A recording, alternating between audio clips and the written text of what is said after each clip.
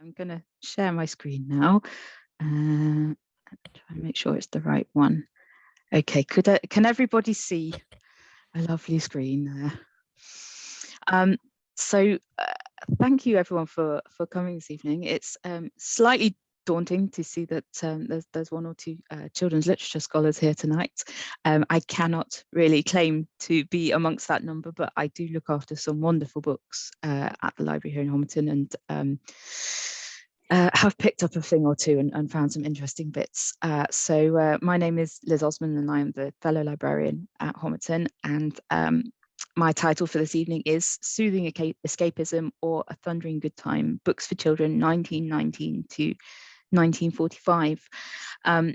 What I'm hoping to do this evening is to talk a bit about Homerton's collections from this period. Basically, I'll be drawing from a number of items and details, and really just discovering a bit about the interwar children's literature, so from the end of the First World War through till the end of the Second World War. We will look at a number of items that very much talk about, sort of war as a sort of noble thing, and ideas of country and empire a bit as well. And we'll also look at some works that very deliberately are trying to avoid discussion of war. And we'll also look at a bit of material from the period that speaks to wider social context as well. So, what material do we have? Homerton has got around 650 items within the Rare Books collection that span 1919 to 1945, and that covers fiction and non-fiction for all ages. We also have an uncatalogued collection of annuals, which includes numerous titles from across the period as well. Quite a lot of the material that we have has come from donors. That includes a couple of collections, particularly the Corsellis collection, which came from a pair of donors, Mr. and Mrs. Corsellis, who grew up in the 1930s and 40s. And they felt that their collection was a fairly good snapshot of the reading habits of middle-class children at the time. Within those 650 items, we also have both, of course, literature that was written at the time, so first published between 1919 and 1945, but we also have material that comes from outside of that period that was still popular. So this photo is of one of two copies from the Corsellis collection of the Just So stories, first published in 1902, but both Mr. and Mrs. Corsellis had a copy of this book from their childhoods. But what we're going to focus on predominantly is the material that was actually first published within the period. So what was going on 1919 to 1945, obviously being bookended by war, but what was actually going on within children's literature at the time? Well, prior to the First World War, there was considered to be a golden age for children's literature. You may have heard that term bandied around, starting from about the middle of the 19th century. We had the first publication of classics such as Peter Pan, Alice in Wonderland, The Secret Garden. We had illustrators like Arthur Rackham and Kate Greenaway producing beautiful material. And there was really just this feeling that there was just this marvelous literature for children that was being produced at the time. So then we get to what was the situation after the First War. Well, the Library Association review in 1932 looked back at the immediate post-war period and described it as a few admirable books submerged in an ocean of terrible trash, unreal school stories, impossible adventure, half-witted fairy tales, in every respect disgraceful. I dislike that quotation for lots of reasons. It's, I think, very harsh. It's also quite an academic review of the literature. It's not really thinking about what children were enjoying. Who is it really that gets to decide the value of literature? What is high literature? What is popular culture? And really what's wrong with pop culture anyway? So I don't think it's particularly fair, but it is quite provocative. So here we have just very few images of some of the sort of golden age books from the collection. So one of quite a few copies of Peter Pan, that is an image of Alice in Wonderland, and that is a small Kate Greenaway almanac as well. And you know, these are titles you may be familiar with, illustrations you may be familiar with, and may have enjoyed when you were younger as well. Within the golden age, you get, you know, some beautiful bindings and illustrations too. And then this is a small snapshot of books more from the 1920s, so the middle of the period that we're actually talking about. They are, I think, equally fun in different ways, but some of the titles or authors may not be so familiar. But I mean, really, my feeling is if children were enjoying them, then who are me to make any other judgment? And really, what is children's literature? What is great children's literature anyway? Perhaps it is prize-winning material. The Carnegie Medal, which is the preeminent prize for children's literature in the UK, was first awarded in 1936. And we may recognise some of the authors and titles that won the medal up to 1945 and may know some of these books. So Arthur Ransom was the first winner for Pigeon Post, which is one of his Swallows and Amazons books. And The Family from One End Street. In fact, I have the wrong copy there. That's a different a different author, but Family from One End Street by Noel Streatfeild, I apologize, who you may know better for Ballet Shoes, was a winner another year, and also The Little Grey Men, which some of you may know. So some of those are still classics, really. Perhaps great children's literature is that which endures. So aside from Carnegie titles, we've got things like Winnie the Pooh, Just William, and Emil and the Detectives pictured here, that were all published in the period and are still very popular. But is great children's literature more about popular books that children are enjoying? Is it the ones that sell the most money, make most money for their publishers, and the ones children are talking about in their playground to their friends? Perhaps it is. But popular books in the 1920s were also things like bumper books, which are not dissimilar to annuals, packed full of lots of stories and things like that. But post-war, there was a lot of thought being given to children's literature from editors about what it should aim to be. So this is a quotation from Alfred Harmsworth. He was a renowned newspaper magnate, and he was also the director for propaganda for the government in 1918, towards the end of the First World War. He also published children's books and annuals, and his principles for children's literature included the cultivation of physical fitness in the young, the encouragement of adventure abroad and enterprise at home. In all the stories, the bugle call of patriotism was loudly sounded, pride in Great Britain and the Empire. So we can clearly see how seriously he's taking the role of developing children's kind of moral attitudes and compasses. There's not a lot in there about entertainment as much, although adventure and patriotism do play fairly well into entertaining stories.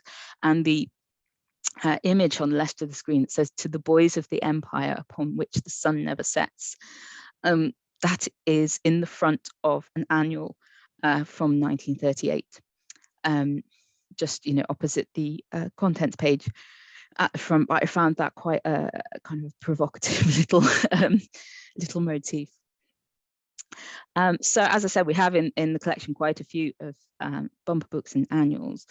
And as you can see from these sorts of images, they do really kind of perpetuate the ideals of Harmsworth. And I think a lot of what we think about quite sort of traditional activities for boys and notions, I suppose, of masculinity to some extent.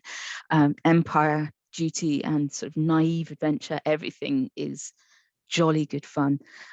Even when the characters are in peril, really it is all just a big adventure.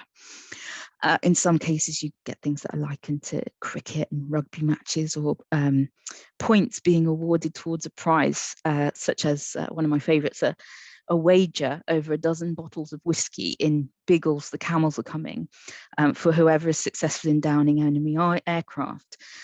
So these quite serious issues are reduced down to something that's incredibly relatable for young readers, but really quite incomparable with reality.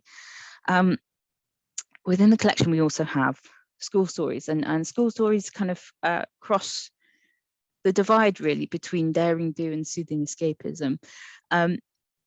They are often contained little worlds in school stories, as they're pretty much always boarding school stories. So they're locating themselves in a particular place and they are a closed community. There can be an awful lot of intrigue and drama, as we know, in closed communities. There may be strangers from the outside, but they can exist in their own little bubble, which can certainly produce a lot of escapism from reality. But equally, some school stories very much do acknowledge the outside world, particularly those as we go towards World War II. Quite a few school stories do start to talk about war in some way or another, though often as it being something that is happening elsewhere rather than directly impacting. The Chalet Schools stories by Eleanor Brent Dyer are an exception, being based in Europe. So the threat of the Nazis is actually very present in them. But you do get in many stories references to fathers who fought in the First World War, or older brothers and similar who are perhaps pilots or otherwise serving. Something that we find across the literature of the period is a real fascination in so many of these stories with the relatively new technology of aviation as well. So as you can see here, we have the school aviators, the school airmen. And then we move on to quite overt war stories. So war stories for children tend to glorify war rather than paint the reality in all its detail. That's no surprise when you're writing for children. The gritty children's books for old teenagers that we see these days didn't really exist at the time. So any war stories that are written for children do tend to skip over the worst of the details. And what they do is they try to turn war into a thundering good time. They try to make it into a sort of jolly adventure. The First World War saw recruitment posters based on medieval knights, and two of those are on screen at the moment. And this sort of trope, this is, I think of it, incorrect metaphor calling on honor and heroism, really continues through the children's literature. There are war stories written for both boys and girls, but there are far more written for boys, as you might expect. So here we have Biggles, who I mentioned earlier, by Captain W.E. Johns, very famous at the time and still read to some extent today. And I particularly like this cover because he's portrayed as quite a sort of dashing pilot. Biggles is a pilot. He is first published long before the Second World War, after the First World War. But throughout that interwar period, he is a pilot engaging in fights and skirmishes in North Africa, the Middle East. And then when the Second World War comes around, he's enlisted to fight against the Nazi war machine. In Michael Paris's article, Boys, Books and the Great War from History Today, he said, these adults, referring to the authors and publishers, consciously made the decision to pass on to their children an essentially heroic and justified representation of it, referring to the war. And they really do. He goes on to say, the genre of boys' war fiction demonstrates that war as a subject for the entertainment of the young was so deeply embedded in British popular culture, it could survive even the monstrousness of the Great War. Its continuing popularity during the interwar period suggests that those who have argued that the Great War was so terrible that the British people collectively turned their backs on war altogether have presented us with only one response to the memory of the war. The popular culture of war reveals another.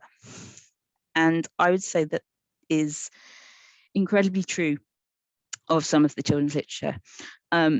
If we think of something like the First World War poets that many of us will be familiar with Wilfred Owen, Siegfried Sassoon, the images they painted and the lived experience that they're trying to convey to those who weren't there, it is completely dissimilar to what we see in the children's literature, which generally papers over the word of everything and kind of retains that motto of dulce et decorum est pro patria mori. It's a sweet and befitting thing to die for one's country, without irony.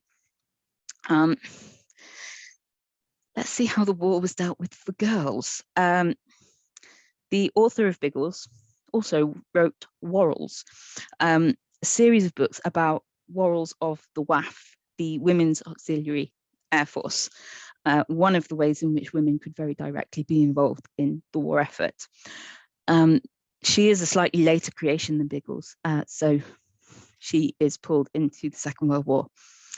And whilst there's a lot of things that actually it wouldn't have been possible, or at least plausible, for an officer of the WAF to do, but they do make for really quite entertaining stories in doing some reading for this talk. I quite enjoyed Worrell's. In Worrell's carries on from 1942, so really mid-war. Worrell's and her good friend Frex, they all have such sort of boarding school nicknames. Worrell's and Frex are convinced that a Belgian pilot flying with the RAF is actually a spy. This all begins on the excerpt that I've got on the page. When his plane lands, there's a leaf caught in it from a plant that does not grow anywhere that he has landed in the UK, but it does grow in France. And Worrell's knows this because the plant is used to make perfume. So it's okay. It's a sort of it's a feminine knowledge. But she then uses her detective skills to check his fuel as well, and discovers it's the wrong color, proving that he's been refueled by the Germans in France. To slightly spoil the story, if you are going to read it, she then takes it upon herself to follow him to London. Eventually, she ends up flying a plane in pursuit of him to France. She meets a group of British soldiers who have been hiding out since Dunkirk. She flies back to Britain, manages to persuade her commanding officers to allow her, with the help of male pilots this time, to actually go back to France and to rescue them. And in so doing, they also managed to capture the spies. So everything is wrapped up very neatly. And Worrell's and Frex's reward is a big box of chocolates. So many things about this are far from reality, but I think it is serving the same job that a lot of the literature for boys does. And we must also remember the literature for boys was being read by girls too. Whoever the intended audience was, younger sisters would read their brothers' books and things like that, of course. To think there's ever been a true gender divide is not really to acknowledge reading tastes. So these books, though, like Worrell's, allow the girls to get more actively involved in the adventure and to be also inspired to do their part. And I think there is a real propaganda element of training up young people to consider it right and appropriate and their duty to serve their country and to get involved when they come of age. And some people reading these stories of Biggles or Worrell's would have come of age during the Second World War or fairly soon afterwards during national service. So these stories perpetuate a whole attitude and a way of being and service to one's country. You see that very much in the material that's been written before the Second World War as well. And that material is interesting in that a lot of it's been written by former soldiers and pilots. This is a small excerpt, sorry, it's not a terribly good picture, from the Chums Annual of 1938. Just showing, you can see this, Commander J.R. Pierce and Captain Ernest Joyce have both written stories, and actually across the whole of the annual, two majors, a commander and a captain, have written pieces. So there's a legitimacy being given to these stories, that they're being written by people who have lived experiences similar to these, except of course they're being sanitized and dramatized, aimed at the innocent and naive readers. The Masked Pilot, which is again from the Chums Annual of 1938, is a good example. So you can see it's written by Major Lionel S. Mitford. The byline underneath the title reads, "Plane to plane in mortal combat, the epic of air fighting in France and Flanders, and a mystery airman, masked, unknown and ubiquitous. Here is a story to set the heart beating fast. It is a story of daring and bravery, and is from the pen of one who was himself an airman in the Great War." I mean, gosh, that's pulling me in, let alone a boy or a girl of the age they're aiming at. So moving to think about the other side, in contrast to stories of daring do, we have the soothing escapism I also mentioned in my title. There was a separate strand of children's literature through this period of 1919 to 1945 that attempts to completely ignore the horrors of what had come before and then the horrors of what come at the end of the period. To some extent, when we're looking at books for younger children like Froulman's fairy books, or even A.A. Milne, who served as a soldier in the First World War and then comes back and writes Winnie the Pooh, they are writing for a younger audience. So one can say that was a less appropriate subject for younger children, and therefore retreating into fantasy world is kind of correct and appropriate. But equally, there's a lot of academic conversation about people like J.R.R. Tolkien and C.S. Lewis, and how their reactions to the First World War were really to build these big fantasy worlds removed from the realities of their experiences. Of course, something like Lord of the Rings, there are immense battles and a lot of death and peril, but it is all set in this fantasy world, very much away from the real world and with fictional races and magic abounding. In contrast, though, we have Dr. Dolittle, who I'm sure many of you are familiar with, but if you need reminding, he is a doctor who discovers he can speak to animals, so becomes the person to go to treat all animal ailments, and has some really good adventures along the way. So this is Dr. Dolittle's garden, and as you can see, at some point in the story, he basically shrinks and is treating some of the smaller creatures in the garden. Hugh Lofting, the author, served in the First World War in the trenches, and Dr. Dolittle came about from writing letters to his children when he was away in France. On days where either there was very little to write to them because nothing interesting had happened, or on days where to tell them what had happened would be to expose them to far too much horror, he began instead to write them stories of this odd little man called Dr. Dolittle. And so when he returned from the war, he then began to write these stories in earnest.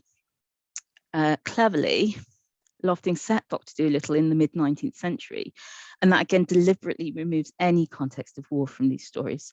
By setting them in a different time or in a completely different fantasy realm, you can have a really good story, a really good adventure, without having to think about anything directly to do with modern war. If we think back again to the huge enthusiasm for stories about pilots and flying, an oddity from 1936 is Air Babies by Elvie Callip, who was a pioneering female pilot of the period. This is a fairly recent acquisition to the library, bought by me because it is so strange and unusual, as you can see from some of the illustrations. So it is a large format book for younger children, introducing them to the excitement of flight via the Air Babies Happy Wings and Speedy. It's an unusual story with anthropomorphized aerial vehicles of various sorts, and the Air Babies getting into various scrapes, though nothing approaching a dogfight. I don't know if you can see on the upper photo, the giant Zeppelin has actually got a face on the front, and he's called Uncle Zepp. What also makes the book slightly interesting is that the foreword, which it's quite unusual to have a foreword at all in a book for younger children, is by Amelia Earhart, who was a friend of the author. I suppose pioneering female pilots stick together. Whilst the story may not be a work of great literature and the illustrations are a little odd, this book really ticks all of the boxes for the romance and mania of flight of the period, and aims to engage even the youngest children in this passion and pursuit. It would be wrong to be talking about children's literature without thinking about non-fiction. So in the collection, we have quite a number of different things. We have these lovely books called Wonder Books. We have one on the Navy, one on Empire, the Army, and also the Wonder Book of Children that you can see here. These are sort of bumper size, kind of A4 height books that are full of facts about the title subject. So the Book of Children teaches British readers all about the children of the world, about their cultures, their dress, their habits, the games they play.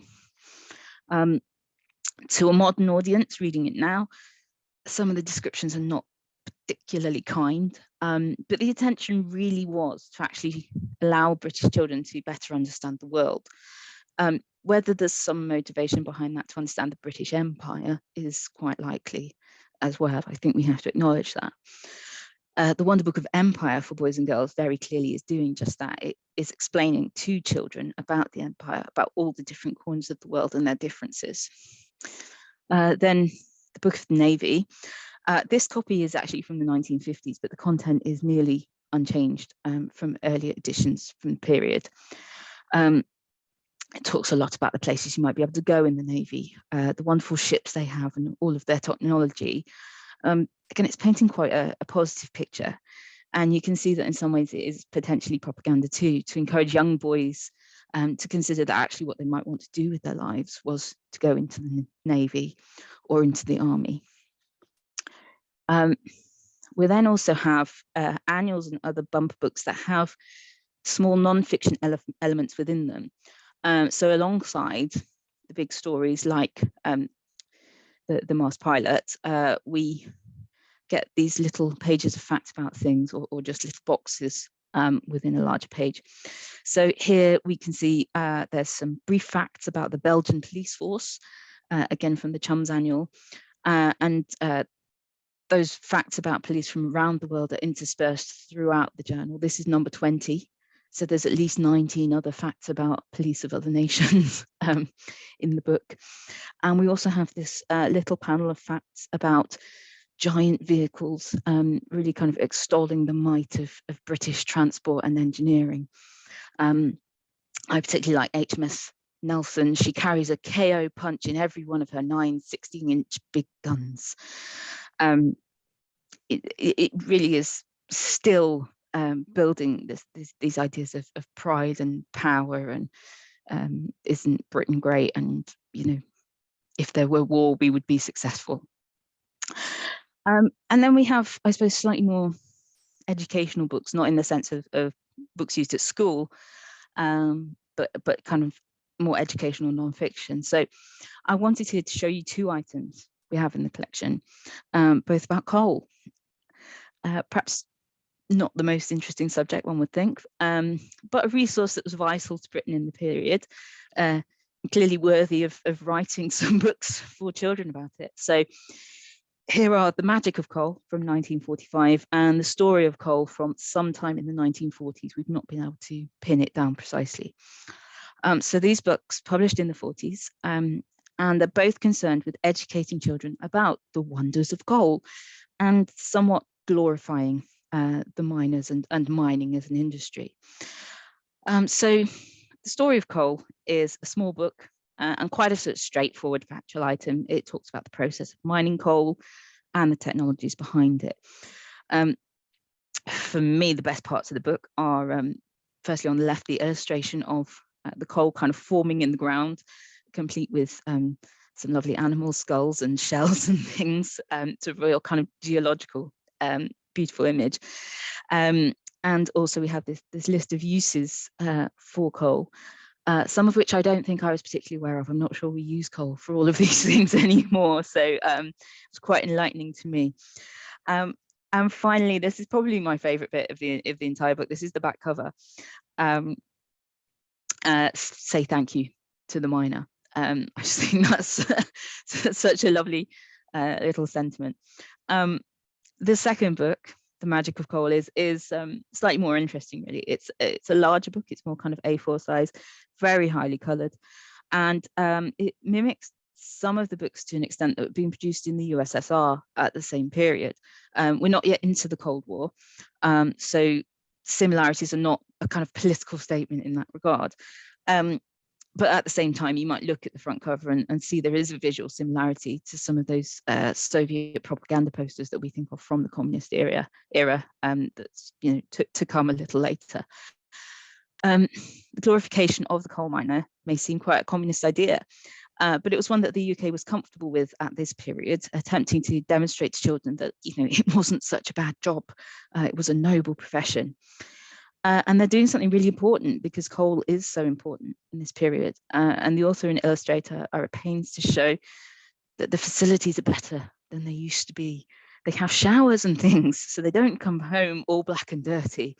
The Miners' Welfare Association, most miners seem to be fond of drama and produce their own plays at their clubs.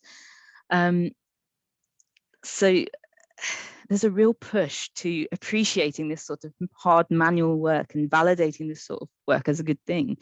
They again show the uses of coal and are at pains to show the different jobs within the mine and some of the technology in use. They're showing a worthwhile and modern job. I think it does play again almost to ideas of empire and of doing something for one's country. During the war, mining was a reserved occupation because of its importance to the country as a whole.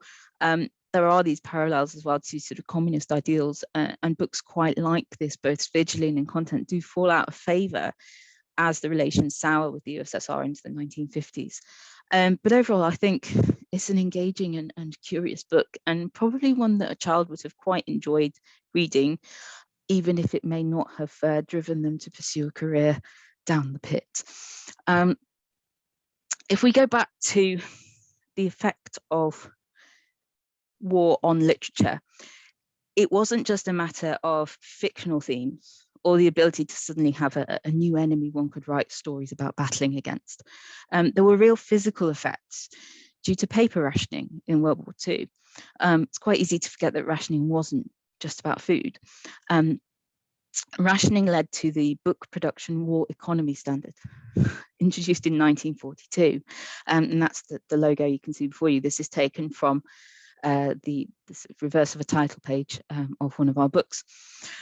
There are quite a number of books in our collection that have this logo, and that tells us that they were printed between 1942 and 1949 when paper rationing finally ended. I particularly enjoy that we have from the Corsairs collection 2 copies of the same book, the Book of the Flower Fairies by Cicely M. Barker. And I'm going to stop sharing my screen because I've got them here with me, and I just want to sort of try to show you a couple of things. So I'm hoping you can all see me quite big on the screen now. Mr.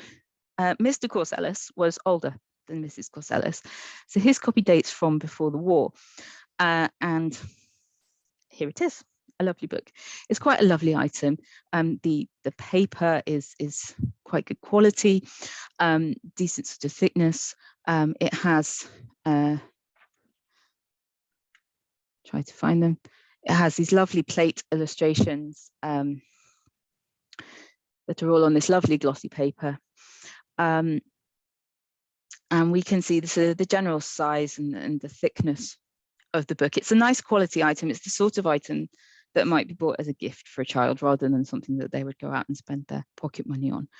And then we have Mrs. Corsellis's copy, which comes from around 1944, and it has an inscription in the front from Xmas 1944. So it was indeed a gift from Auntie Elsie. But you can see, if I hold them up, one is significantly narrower than the other. When we open it up, actually it has exactly the same content inside. I went through checking page numbers, seeing if things had been missed out, and nothing has. It is exactly the same book, but this copy has the mark of the War Book Standard and it's printed on thinner, cheaper paper. It still has all of the illustration plates, which I was somewhat surprised at. I thought that might be perhaps where some economy was made. However, they've been stuck onto a different paper. It's cheaper. The whole item is cheaper than Mr. Corsellis's copy. So what we're seeing here is a kind of a physical effect of war that's producing poorer quality books for a period of time. So actually, even if the books you were reading are about fairies or about fantasy worlds, if you were buying them during the Second World War, you still couldn't get away entirely from what was happening because there was this stamp on the inside of your book, and this changed the quality. So that kind of brings me to the end of my very whistle-stop tour of just a few aspects of children's literature at the period. What can we draw out from it? Well, first of all, that an awful lot of stories from the period involve adventure and pilots and spies, things like that. But the horror of the First World War is noticeably absent, with a more innocent and naive version of conflict being continued.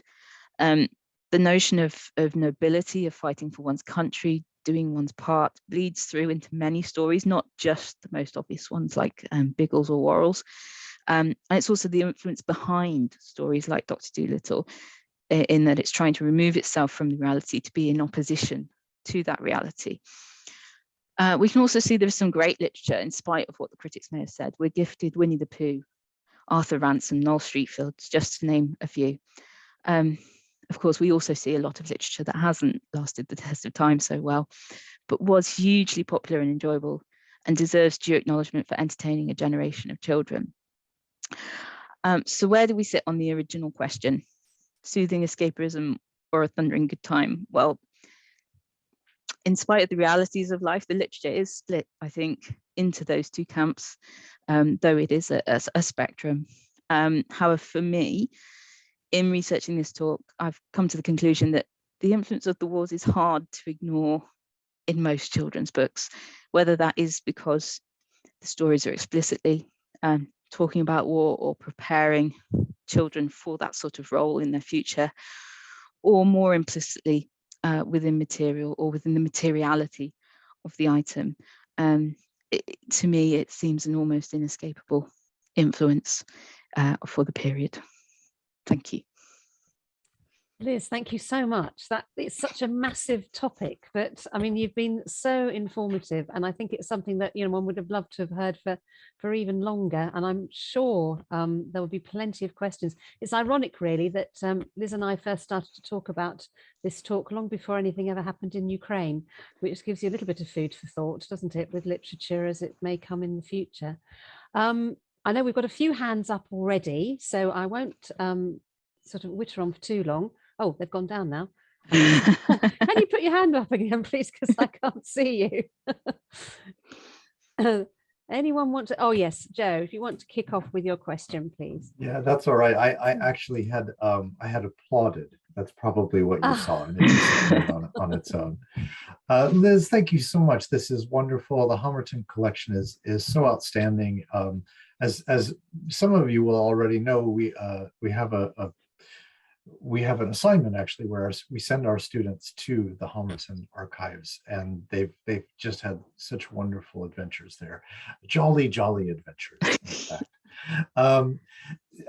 That's where we got to talk about Warros. That's right. So there are lots of things I'd like to ask you, but I'd actually like you, Liz, if you don't mind, to expand a little bit on you as collector for this particular collection.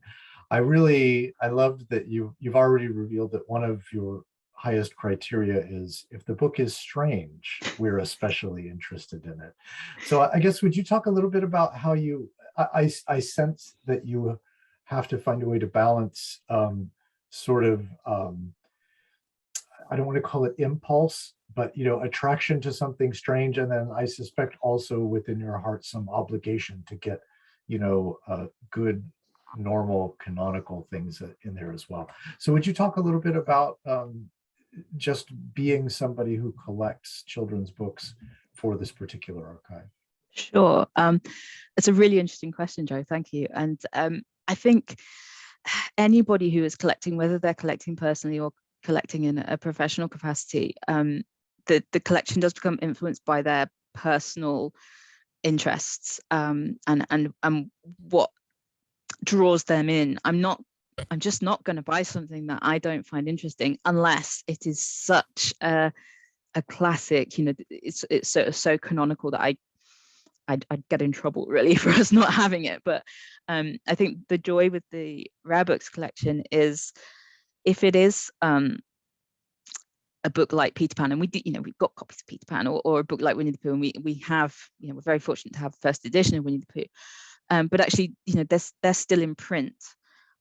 So the sort of the motivation for buying them for the Rare Books collection is not the same, and those copies of those things I just spoke about have generally been donated to us, and we're incredibly thankful for that.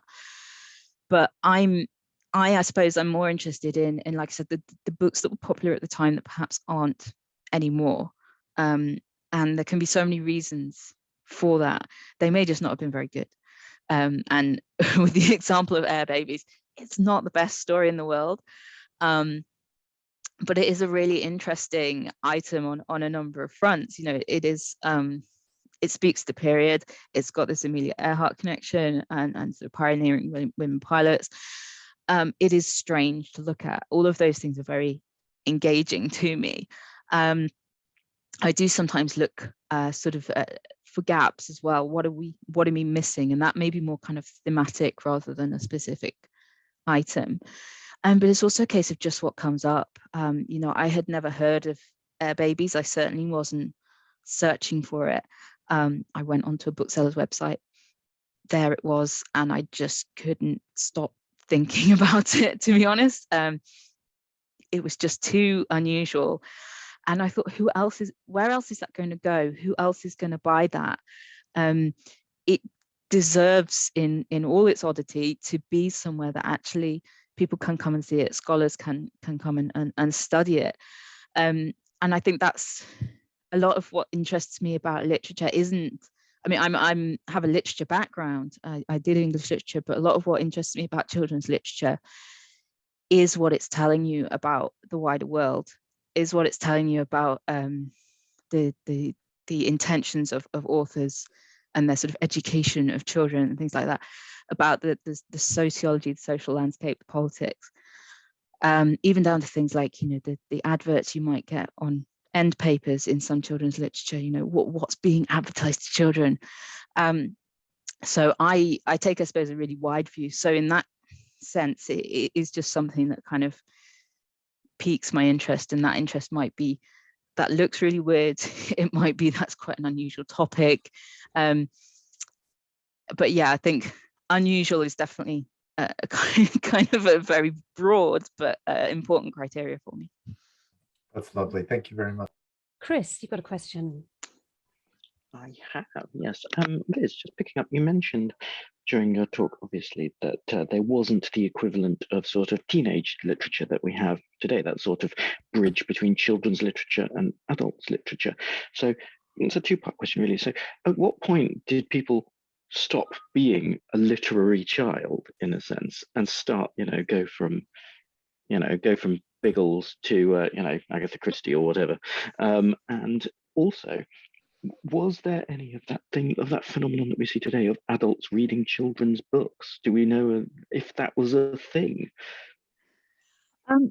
Yeah, I don't know if I feel entirely qualified to answer those questions. I think with children's literature, I think what would tend to happen still in this period is that certainly from a schooling perspective, as children moved into sort of secondary school and 12, 13, they'd be starting to read the classics, the canonical English literature of, Dickens and the Fairy Queen by Spenser and all these things like that. So that would sort of move them away, and they might still be happily reading Biggles in their dormitories and things like that, but actually they were being pushed into adult literature from school. So I think they may have held on to some of the children literature longer than modern children would, because they can move into this teen fiction. I think, Biggles probably was being read by 15, 16-year-olds in a way that we might not expect it to be these days. We probably would class it a little younger if we were putting it in a bookstore. But yeah, I think it was the push from school, really, is my opinion. I'm not saying this with sort of huge research knowledge behind it. And your second question, can you remind me, Chris? Sorry. Yes, it was really whether we had that phenomenon that we have today of adults reading children's books. I mean, for example, Biggles is possibly a good example, because on the one hand, it's ostensibly a children's book. On the other, it's about a group of grown-ups shooting down planes. So it's interesting how. It'd be interesting to know if that sort of thing did actually appeal to any adult readers. Yeah, I mean, again, I don't have any data on that. My feeling is, if as adults today we will still enjoy going back to either literature from our childhood or just discovering new children's literature, that the same will be true in that period. You know, there are Biggles enthusiasts today who generally are, you know, not children. I mean, children are reading it still, but that, you know, I think there's Biggles sort of fan clubs sort of thing still. There certainly is when it comes to people like Henty and Brereton, who were kind of you know, daring do adventures, writing a little earlier but also into this period, you know, very kind of empire adventure and daring do. You know, the Henty Society is, as far as I'm aware, still going strong. So if there are adults with that passion now, why would there not have been back then? Thanks, Liz. Is the Biggles Appreciation Society called the RAF? That would be great. Thanks, Chris. Does anyone else have any more questions at all? Golden opportunity. I think it's one of the topics one could easily have another talk on, actually. It's just so far reaching, isn't it? And we've all got our own particular memories as well, and particular books that have great resonance for us. Anything else anyone wants to add at all, please feel free to do so, or pop it in chat if you'd rather not be visible. No? Okay. Well, Not really a question, but sorry to interrupt Joe earlier. I was just too excited. I wanted to add to that point that like Homerton has such an amazing collection of like children's books, and also particularly for our first term, like for the project, the librarians have given me so much help in like picking the books, and that was how I got to know Biggles and Warriors. Like, they're amazing books. I'm so glad we were talking about them today. That was, I wouldn't say completely unexpected, but still, when I heard Liz talk about Biggles, I was like, I hope she talks about Warriors. That's just, yeah, amazing. And like, yeah, right. Thanks, Liz. No, you're welcome. I think I knew of Worrells, but I'd never read Worrells before. But I think I'm a bit of a fan now. I'm going to read some more. They're very easy to read, very very sort of consumable. Yeah, just sort of silly good fun. Again, very much as I was saying, they're not high literature. I'm not sure that you know, children's literature scholars will be sort of extolling the virtues of them as literature, but I think as items speaking to a time and trying to do something particular in terms of entertaining, I think that they're great. I think they stand the test of time better than quite a lot of other books. Oh, well, thank you so much, Liz. I think we're probably ready to wind things up a bit, but I'd just like to thank you so much, because an awful lot of work and time goes into preparing these talks, as I'm sure we all realise. So I really do appreciate it, Liz. Thank you. And sadly, this is going to be the last talk that Liz does for us on our online series. So we'll be really we're going to miss you very much, because your talks have been tremendous. So thank you so much. Thank you. Oh, Joe. Oh, it's applause this time. I can see now. I can see it's applause. We have more on our online series. If you're interested in coming along to any more of our talks, we're just in the process of organising a couple more at the moment, but always keep your eyes onto the college website under alumni events, mainly is when you'll find it. We have one on the 19th of May and a few more coming along soon. So it's lovely to have so many of you here this evening. I hope you've all enjoyed it. And thank you again, and hope to see you here again soon. Thank you, Liz. Thank you.